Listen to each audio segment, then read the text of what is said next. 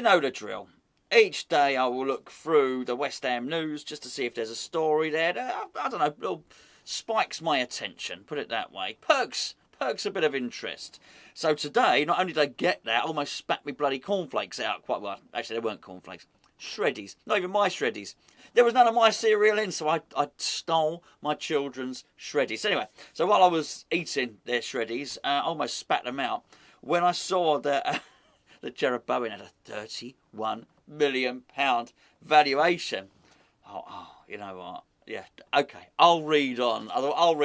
Tell me a little bit more. I've got to know how they've come to this conclusion. Now, don't get me wrong. Don't tell us why it comes to this conclusion. But it's Liverpool, and basically, Jurgen Klopp is interested in £31 million Jarrod Bowen. Oh, I bet he bloody is. I mean, I really bet he is. Look, I'm really interested in that £400 Mercedes that doesn't exist. You know, we're all interested in something if it's at the right price. Let's get that bloody right.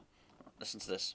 This is on 90 Minutes. Now, 90 Minutes is an established football publication. This is a respected news outlet. Anyway, it says Liverpool's interest in West Ham United winger Jarrod Bowen is genuine. I'm sure it is at that price, following an outstanding season, according to TalkSport reporter Alex Crook. So 90 Minutes are reporting TalkSport on this, or quoting TalkSport. The 25-year-old has repeatedly caught the eye of the Reds hierarchy, who are said to, this good writing there, were said to be long-term admirers of his, although they could face stiff competition for his signature. From whom? Hopefully from West Ham, for reasons we discussed yesterday. Got to get the wages right. Says, what is the latest news on Bowen? According to 90 Minutes, initial discussions have already taken place between West Ham and Bowen over a new... Yeah, we know this. And they look to reward him for his impressive form. That's what we like to hear. However, the report claims that Liverpool are keeping close tabs on the versatile attacker situation, while Newcastle are also prepared to rival any potential suitor for his signature. So Newcastle said, I will pay 31 million as well. I'm sure everyone will pay 31 million. It goes on to say, still has, it said he's valued at 31.5 million. The 0.5 is crucial here. Just over 3 years left to run his contract. It says, leaving that, the Hammers are in a very strong position around the negotiating table because he's got, and it goes on to talk about him replacing Mo Salah, who is yet to sign a contract. Apparently he needs a new contract, and Roberto Firmino, who's out of contract, both in 2023. So I think they've both got a year left on their contract. Alex Crook says, I know Jurgen's a keen admirer, so interest from Liverpool is genuine, but where does he fit in now that they've signed Diaz? They've got Jota, Salah and Mane, and... Anyway, whatever. That doesn't matter.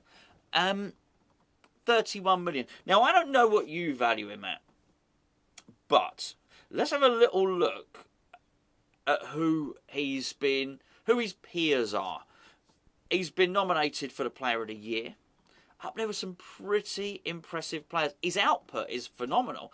18 goals this season, lots of assists. I think it's 12 league goals, 10 league assists, 18 goals in total, obviously a lot more assists in total as well. This is a serious output. And don't forget, you end up playing for a bigger club, you play amongst better players, you score more goals.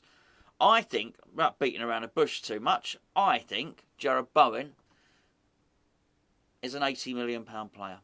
I just do. It's quite funny, actually, because we look at the amount that Manchester United spent on Jadon Sancho. And I think a year ago, you would never have compared the two players. But actually, in terms of now, fast forward a year, in terms of an effective Premier League player, I would suggest that Jarrod Bowen is more effective than Jadon Sancho. What was Sancho? I think, I might have this right, 77 million, 75 million, something like that.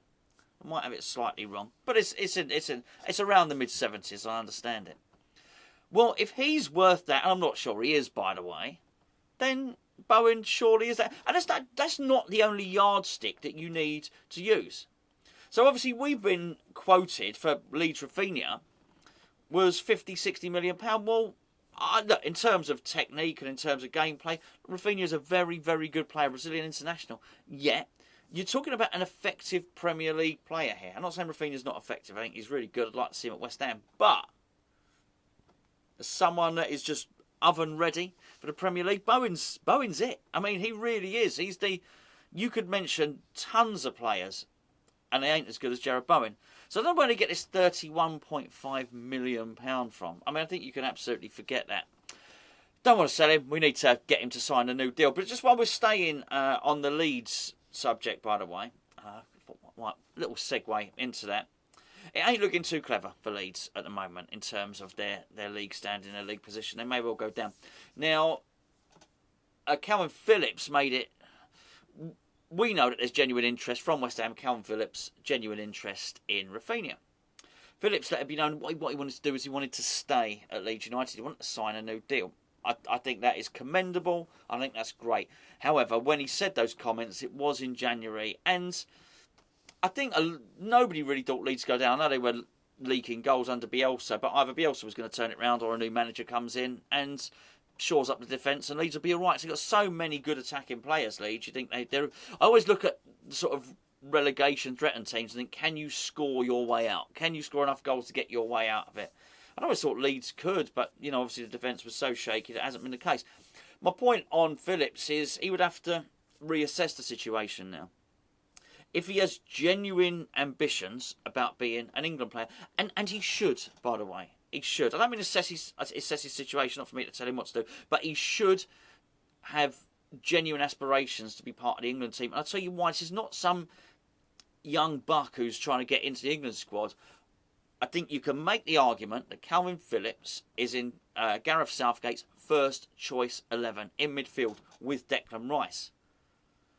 I think it'd be very, very hard to assume that in World Cup here, if Kalvin Phillips is in a championship, that he gets into Gareth Southgate's squad for World Cup. I just don't think you do. I don't think Southgate would do it. I do think Southgate would remain loyal. But there's this big thing on the horizon. I know there's slightly different players, but the big thing hovering on the horizon of every English midfielder is Jude Bellingham, who is an outstanding player. Now, I know that you would look at it and you think Declan Rice is a stopper, is more a defensive player. Oh, he's got other aspects to his game. Kalvin Phillips as well. They wouldn't be vying for the same position. Well, there's only so many positions in midfield.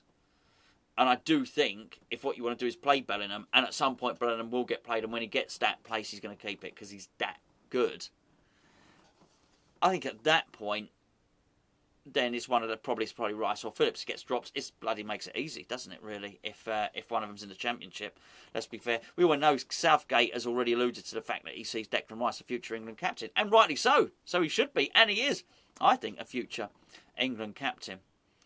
You also add to the fact that it's very, very hard to drop somebody like Phil Foden at the moment. You have to find a place for Foden in your team because he's playing every week for Man City. And Man City are outstanding. So is Phil Foden. We know he likes Mason Mount. You see where I'm going with this.